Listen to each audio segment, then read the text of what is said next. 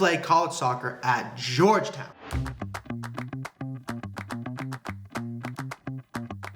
I'm the college soccer guy, and I help you play college soccer. So playing college soccer at Georgetown, or what we would call a top academic school, or the Ivy League level schools, is a different process than if you want to play college soccer at a UCLA or a UW or an Oregon State or even a Maryland, because while those schools still have amazing academics, the Georgetowns and the Ivy League schools have a very different standard of the type of players they want because of the academic aspect. Don't get me wrong, they're phenomenal when it comes to college soccer and their level, but the school has certain standards that kids must meet even if they're very good soccer players. So if you want to go to a Georgetown or a Penn, you still have to 4.0 GPA and a near perfect test scores. Now, if you have a 3.8 or a 3.7, maybe the school can help you get in, but you still have to have basically top grades. You're not going to Georgetown or any Ivy League school with a 3.0. Where UCLA, on the other hand, they could pull some strings or go, look, you're an athlete. It's okay that you don't have perfect grades. Come to our school. That is not happening with the Ivy League schools. So in order to give yourself the best chance to play at these top schools, starting on the younger end, 8th grade, freshman, sophomore, is a necessity. It's a non-negotiable for a couple reasons. One, you need to make sure you're taking the right academic courses to have the chance to go to those schools. Number two, you need something called a passion project. So you're gonna apply to the school one day and you're competing with kids who have been trying to go to top academic Ivy League schools since 6th grade, literally doing internships and going abroad to study and trying to get on Shark Tank. So since you're competing with those kids, you have to do what they're doing, plus do well in sport. And so that means you need a passion project. Passion project is something you're gonna do, not an extracurricular, but more like, I'm going to try and make a difference in my community by starting a business or starting a nonprofit. That's what you need to do, which is why you have to start really in 8th grade. Then on top of that, you need to be playing soccer like crazy. And the 6th graders you're competing with who don't need to play soccer because they're going to the science internships or their intern thing for Boeing or an engineering company, they have their summers off so they can do that, but you don't. In fact, you won't have time for internships. So internships, while are really helpful for getting into academic schools, you will not have time for an internship because you have to play soccer in the summer. So that's why doing a passion project is the way to fix that, because your passion project you can do on your own time. It's like starting a business or a nonprofit. So I actually have been since accredited to help students start that passion project if they're in 8th, 9th grade. So the first thing you want to do is understand the academic part. The next piece is the soccer bit. We had a student recently commit to Penn, and the father was telling me profusely over and over again that, look, playing ECNL was a fluke that he got noticed there, but because he switched to MLS Next, that was really why he was able to get recruited. And the coaches didn't really say outright, hey, you gotta play MLS Next. But the dad was saying, look, the vibe I got was they wanted to see if my son wanted to push himself to that level, and they were really happy he did want to. So if you wanna play at those level schools, you have to be playing ECNL and MLS Next, and really you gotta be playing MLS Next. Then the next piece of it is, you got the grades, let's say, you're a good enough soccer player. Now it's exposure, okay? There's a lot of really good soccer players who play MLS Next with a 4.0 GPA. In fact, probably 40 to 30% of them have those minimum standards. So what are you gonna do to be different?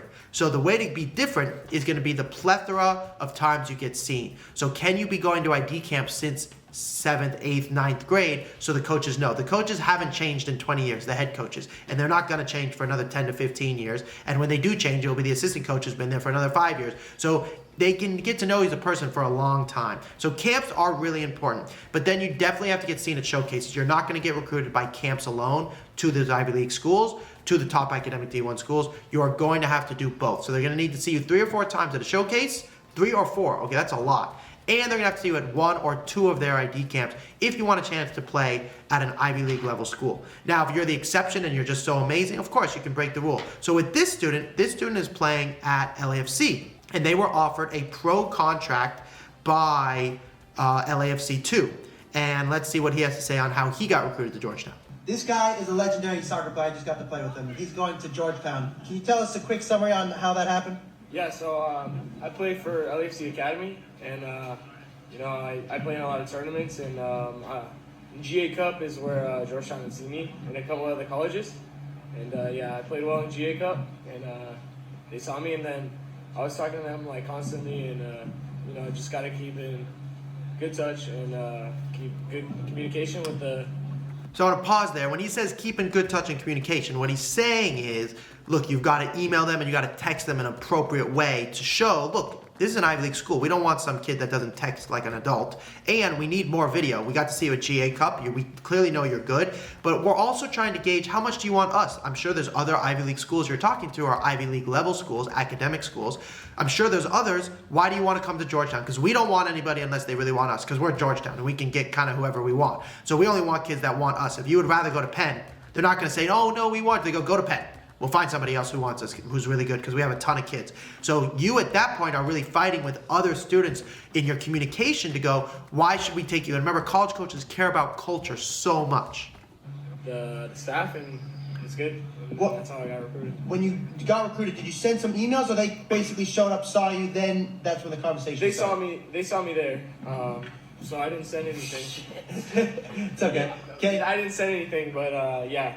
Okay. And then when That's rare. He's playing for LAFC, and he got offered a pro contract, and he's played for his national team, not the U.S., but a different national team. And what I would strongly encourage you is don't depend on that.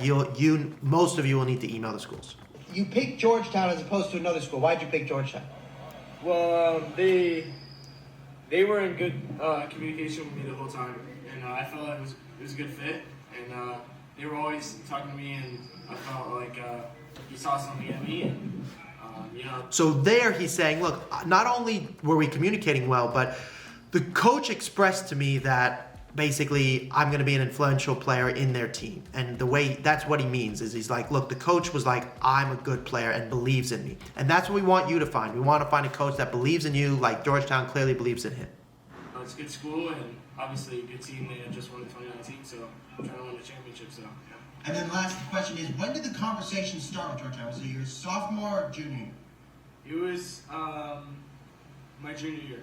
Junior. And did you go to any camps for them? No. No, okay, so GA. So this player, because he's so elite, he did not need to go to a camp. They saw him at the showcase, kept in communication with him. He's playing for his youth national team, different country, and so he got recruited. And that is what you're competing with, that level player. So if you're not at his standard, but you still want to play at Georgetown, you need to go above and beyond. So this player committed to Penn, and I was his coach when he was at Harvard Westlake, which is a high school in California, and we were talking about what he needed to do in the recruiting process. And I always thought he was a very good player, specifically for his age.